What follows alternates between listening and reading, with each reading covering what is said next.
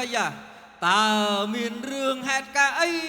បានជីលោហិតដាបថ្ពាល់ស្រក់ពេញផ្ទៃណែណាគេធ្វើអីឲ្យដុចមាបងហា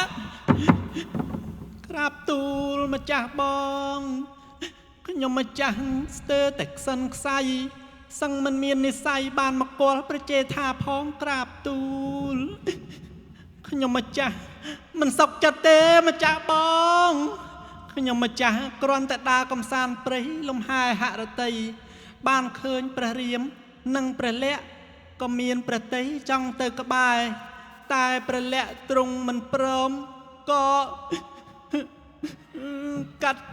ច្រមុះកាត់ចង្កាកាត់ត្រចៀកប្អូនស្រីដ៏ស្រស់សោភាប្រចាំព្រះនគររបស់ម្ចាស់បងអស់បាក់ឆោមកលេងឲ្យក្រាបទូលតែម្ចាស់បងគឺថាមហាសីរបស់ព្រះរាមនាងសេតាមានសម្រស់ស្រស់ស្អាតអស់លើសស្រីស្ត្រីនៅក្នុងឋានទាំង3ល្អក្ររកពំបានបើបានមកម្ចាស់បងនិងម្ចាស់បងលើកមុខលើកមាត់ចាក់ជាមិនខានឯព្រះរាមនោះច្បាស់ជាម៉ាស់មុខចាក់ជាមិនខានទេណាក្រាបទូល